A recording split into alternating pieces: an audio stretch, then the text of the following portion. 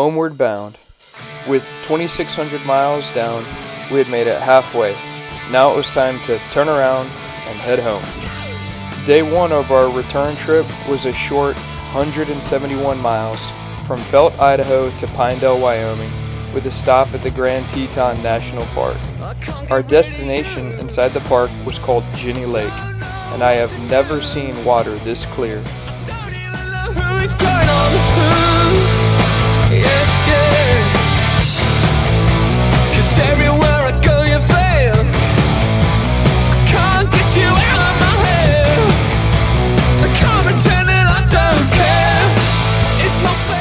Day 2, 520 miles from Pinedale, Wyoming to Woodland Park, Colorado.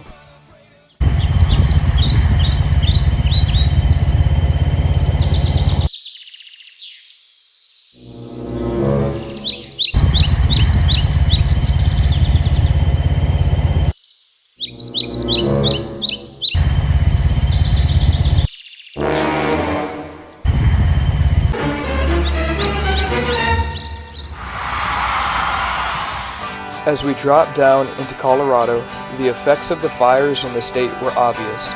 Valleys were filled with smoke, but a prevailing west wind helped as we rode south.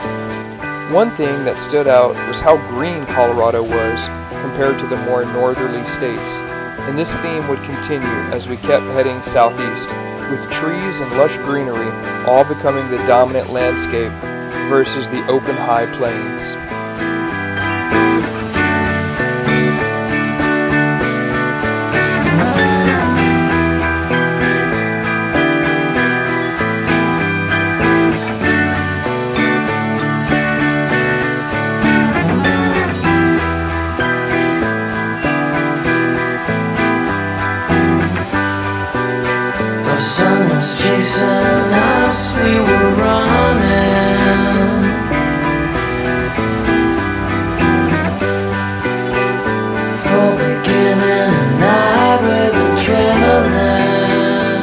Day 3, 290 miles from Woodland Park, Colorado to Clayton, New Mexico, with a visit to the top of Pikes Peak.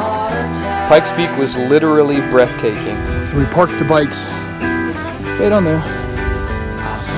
And me and Mike said, we'll just go scurry up that hill. This Florida boy had a hard time at 14,000 feet. We also had the pleasure of Chuck's Goldwing picking up a nail, but that was repaired and we kept on rolling.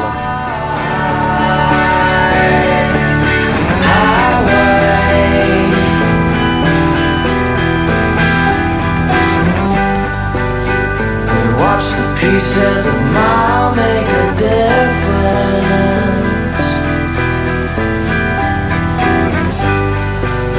and look to mirrors behind at a distance.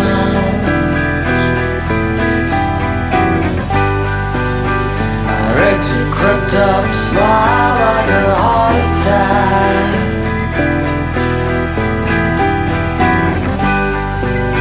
You're bouncing off my eyes. Day 4, the longest day, 631 miles from Clayton, New Mexico to Howesville, Texas. What a day. Watching the sun come up over the Texas plains was magical.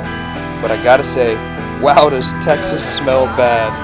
All the livestock near the northern area around Amarillo sure does give that countryside a distinct smell. On the east side of Dallas, we stopped to get gas and noticed the tires on the NC700 were spent. So we called Broadway Power Sports in Tyler. They agreed to stay open late and get a new set of tires put on the bike. Plus, they had a gun shop in their dealership.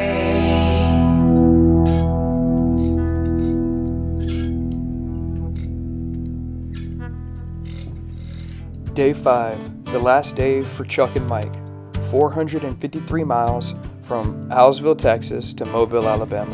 Trees and green everywhere. The highway had a canopy at some spots, so different from the last week. And as far as the highways, Louisiana takes gold medal for the worst roads. It was like riding a washing board. Come on, Louisiana. The way that I feel inside.